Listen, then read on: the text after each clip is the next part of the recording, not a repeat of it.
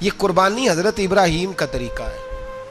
حضور نے اگرچہ نبی پاک کی اپنی سنت تھی، یہ بھی کہہ سکتے تھے سنتی و سنت ابیکم ابراہیم، میری سنت ہے اور تمہارے باپ ابراہیم کی سنت ہے. یہ نہیں فرمایا. جب صحابہ نے کہا قربانی کیا ہے، فرمایا سنت ابیکم ابراہیم، یہ تمہارے باپ ابراہیم کی سنت ہے.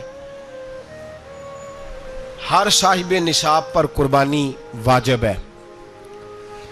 جو زکوٰۃ کا نصاب رکھتا ہو اس پر قربانی واجب ہے، یعنی ضروریات سے زیادہ اتنے پیسے جتنے پیسوں سے زکوٰۃ فرض ہوتی ہے، اتنے پیسے جس آدمی کے پاس قربانی سے پہلے آ جائیں ہیں اس آدمی پر قربانی کرنا واجب ہے.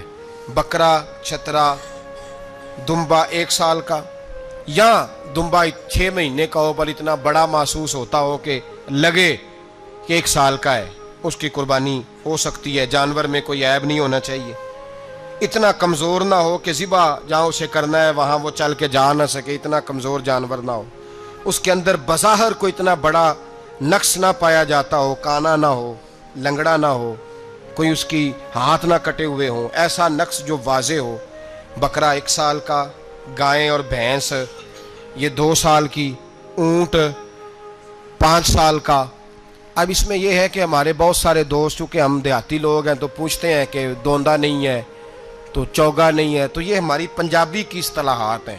پنجابی کی شریعت اسلامیہ نے سال بتائے ہیں، یہ تو ہم نے اپنی آسانی کے لیے یا دیہاتوں میں جو ماحول تھا اس طرح کا جانور لیں، خوبصورت جانور لیں. جو نصاب ہے وہ بھی میں نے آپ کو بتایا، لیکن ایک اور پہلو بھی ہے. نبی پاک صلی اللہ علیہ وسلم پہ زکوٰۃ کبھی فرض نہیں ہوئی، کبھی حضور پہ زکوٰۃ فرض نہیں ہوئی.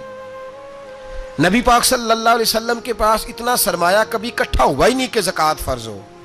لیکن نبی پاک کے صحابہ فرماتے ہیں کہ مدینے کے 10 سالوں میں اللہ کے رسول نے ہر سال قربانی فرمائی ہے، ہر سال قربانی دی. اور جس سال حضور حج کرنے گئے اس سال اللہ کے نبی نے 63 اونٹ ذبح فرمائے.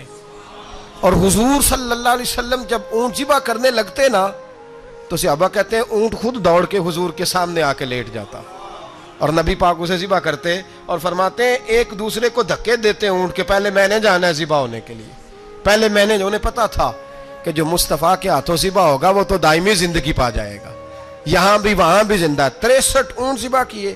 ایک اونٹ میں کتنی قربانیاں ہوتی ہیں؟ 7. اب 63 کو 7 سے ضرب دو گے تو کتنی بنے گی؟ اور پھر نبی پاک صلی اللہ علیہ وسلم نے 10 سال مدینہ منورہ میں قربانی دی ہر سال. اب وہ 63 اونٹ، ایک اونٹ میں 7 قربانیاں، ہر سال یہاں قربانی. اور مولا علی شیر خدا فرماتے ہیں نبی پاک 2 قربانیاں دیتے. میں نے کہا حضور 2 جانور ذبح کر رہے ہیں آپ، تو حضور نے فرمایا ایک میری طرف سے، ایک میری امت کی طرف سے، غریبوں کی طرف سے. اور حضرت علی کو حضور نے وصیت فرمائی تو 2 دیا کرے گا. یا رسول اللہ صلی اللہ علیہ وسلم میں غلام ہوں، خادم ہوں. حضور نے فرمایا علی ایک تو نے اپنی دینی ہے، ایک میری طرف سے دینی ہے. 2 قربانیاں. مولا علی نے بھی ساری زندگی 2 قربانیاں دی. حضرت علی بھی مال کے نصاب نہیں تھے، اپنا مکان ہی نہیں تھا، کوئی کاروبار نہیں تھا، کئی دن فاقے رہتے تھے، پر قربانیاں کتنی دیتے تھے؟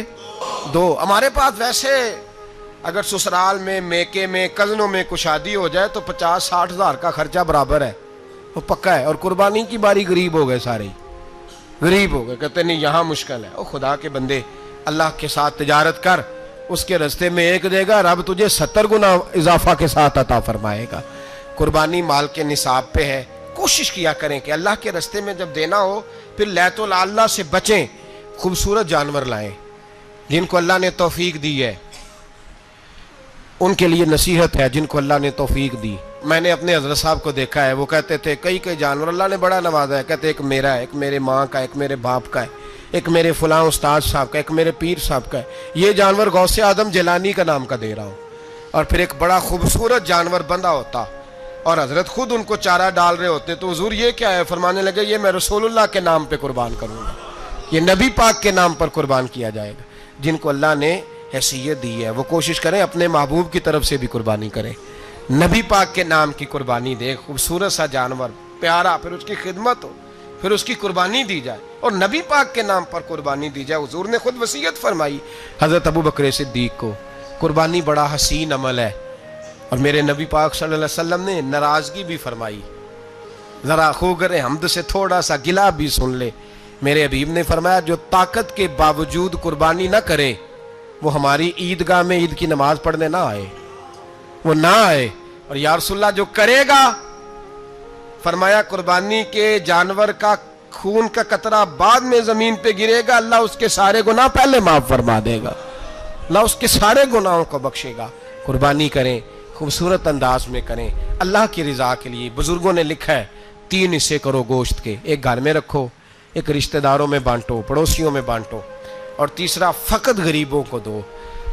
لیکن میں اکثر یہ سوچتا ہوں کہ ہمارے ہاں قربانی کرتا ہی وہ ہے جن کے گھر میں ہر جمعرات کو چھوٹا گوشت پکتا ہے، اور جن کے گھر میں ہفتے میں 3 دفعہ مرغی کا گوشت پکتا ہے، وہی تو قربانی دینے کے قابل ہوتے ہیں. تو وہ بھی اگر قربانی کے بکرے میں سے بھی تیسرا رکھنا چاہیں تو اجازت تو ہے. میں نے کہا سارا رکھنے کی بھی اجازت ہے، لیکن اگر آپ مہربانی کریں، کوشش کریں کہ یار ہم تو سارا سال ہی کھاتے ہیں، اور ہمارے یہاں جو گوشت تقسیم ہوتا ہے نا وہ بھی باری لگی ہوئی ہے. ادھر سے پلیٹ آئی تھی گوشت کی تو ادھر سے بھر کے چلی گئی. بھئی اس نے کی ہے، اس کو بار بار گوشت دینے کا کیا مطلب ہے؟ آپ یہ دیکھیں عزیزوں میں، رشتہ داروں میں، اور میں اگر تھوڑا سا آپ کی توجہ کرانے میں کامیاب ہو جاؤں تو سفید پوش لوگوں کو دیکھیں.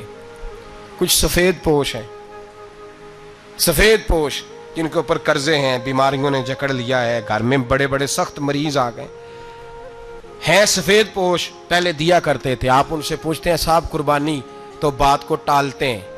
وہ کہتے ہیں سوچ رہا ہوں کوئی حصہ ڈال جائے. پردہ پوشی کرتے ہیں، کہتے ہیں کہیں حصہ رکھا ہوا ہے، پردہ پوش. اکثر وہ لوگ قربانی نہیں دے پاتے. اکثر دیا کرتے تھے، اب نہیں دے پا رہے. کیوں؟ اس لیے کہ مشکلات ایسی آ گئیں. ان لوگوں کا خیال کریں، ان کے گھروں تک گوشت پہنچا کے آئیں، ان پر توجہ کریں. وہ سفید پوش آدمی کبھی ذکر نہیں کرے گا. کچھ تو ایسے ہیں جو خود پہنچ جاتے ہیں کہ ہمیں گوشت دیا جائے، لیکن کچھ سفید پوش ہیں لا یسألون الناس الحافا. اللہ فرماتے ہیں کچھ لوگ لپٹ لپٹ کے سوال نہیں کرتے، سفید پوشی کا بھرم رکھتے ہیں، کا مزاج نہیں. ان کی طرف دیکھیں، اپنے رشتہ داروں کو دیکھیں، خاص کر ان رشتہ داروں کو دیکھیں جن کا آپ کو پتہ ہے کہ غریب ہیں، مجبور ہیں. ان کے گھروں میں گوشت بھیجیں. غریب بیٹیوں، غریب بہنوں کا خیال کریں، اس طرف متوجہ ہوں، ان کے ساتھ اس نے سلوک کریں. صحابہ نے قربانی کے بارے میں حضور سے پوچھا ما ہذہ الاضحیہ، یا رسول اللہ صلی اللہ علیہ وسلم یہ قربانی کیا ہے؟ تو فرمایا سنت ابیکم ابراہیم، یہ تمہارے باپ حضرت ابراہیم کا طریقہ ہے، یہ تمہارے باپ حضرت، حالانکہ قربانی نبی پاک صلی اللہ علیہ وسلم کا بھی طریقہ ہے، لیکن فرمایا تمہارے باپ حضرت ابراہیم کے ذکر کو باقی رکھا. اللہم صلی علی محمد وعلی آل محمد کما صلیت علی ابراہیم وعلی آل ابراہیم. ان کے تذکرے کو باقی رکھا. دین کے حکم ہو گیا ابراہیم علاقہ چھوڑ دو. حضرت ابراہیم علیہ السلام وہاں سے نکل کے مصر آئے، چچا کے پاس ٹھہرے. انہوں نے اپنی بیٹی جناب سارہ کا نکاح کر دیا. کچھ آگے بڑھے تو ایک ظالم بادشاہ سے ٹکرائے. اس نے ایک شہزادی، ایک بادشاہ کی بیٹی قید کی ہوئی تھی، جناب ہاجرہ نام تھا.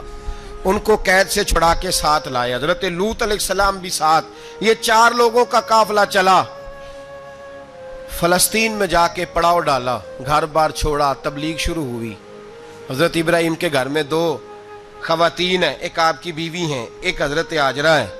اولاد کوئی نہیں. حضرت ابراہیم نے ایک بچہ روتے ہوئے دیکھا تو آنکھوں میں آنسو آئے. کہنے لگے ربی حب لی من الصالحین، یا اللہ مجھے بھی نیک اولاد عطا کر دے. حضرت سارہ نے سن لیا. کہنے لگی ابراہیم شاید میرے بطن سے تو آپ کو نصیب نہیں، ہاجرہ سے نکاح کر لو. جناب ہاجرہ سے نکاح ہوا. اللہ تو بڑا بے نیاز ہے. رب کریم نے حضرت اسماعیل جیسا خوبصورت بیٹا عطا فرمایا. بیٹا کالا سیاہ بھی ہو تو سینے کی ٹھنڈک ہوتا ہے، پر یہ تو وہ بیٹا ہے جس کی پیشانی میں نور محمدی چمکتا ہے صلی اللہ علیہ وسلم. حضرت سیدنا اسماعیل علیہ اتنے خوبصورت. اب جس بیوی کے ہاں بیٹا تھا، بیٹھنا اٹھنا بھی زیادہ اس کے پاس، آنا جانا بھی اس کے پاس، توجہ ادھر ہو گئی. جناب سارہ رشک کرنے لگی. ایک دن کہنے لگی اسے چھوڑ آ جنگل میں، وادی غیر ذی زرع، مکے کے پاس. حضرت سیدنا ابراہیم علیہ السلام 2 کلو کھجوریں 1 مشکیزہ پانی کا دے کر کے، اور وہاں بٹھایا آپ نے اپنے بچے کو اور اپنی زوجہ جناب ہاجرہ کو، اور بٹھا کر کے یہ واپس پلٹنے لگے تو حضرت ہاجرہ سلام اللہ علیہ نے آواز دی، کہا ابراہیم کس کے سہارے پہ چھوڑ کے جا رہے ہو؟ جہاں آب زمزم کا کنواں ہے نا، جو لوگ گئے ہیں جنہوں نے صفا مروہ کی صحیح کی ہے، صفا مروہ سے باہر نکلے نا، سرکار کی ولادت کا مقام ہے، اس جگہ پہ آب زمزم کا کنواں تھا، وہاں حضرت سیدنا ہاجرہ کو بٹھایا، کوئی چیز نہیں، کوئی درخت نہیں، کوئی کھیت نہیں، کوئی پانی نہیں، کوئی کنواں نہیں، وہاں بٹھایا اور بٹھا کر کے نکلنے لگے تو جناب ہاجرہ فرمانے لگی ابراہیم کس کے سہارے پہ چھوڑ کے جا رہے ہو؟ کہنے لگی اللہ کے سہارے پہ۔ تو پاک باز بی بی نے ایک لفظ پوچھا، کہا ابراہیم یہ میرے رب کا حکم ہے، یہ میرے، بس جن کا عقیدہ توحید مضبوط ہو ان کے لیے ایک جملہ کافی ہوتا ہے، یہ میرے اللہ کا حکم ہے۔ تو جناب ابراہیم علیہ السلام فرمانے لگے ہاجرہ ہاں رب کا حکم ہے۔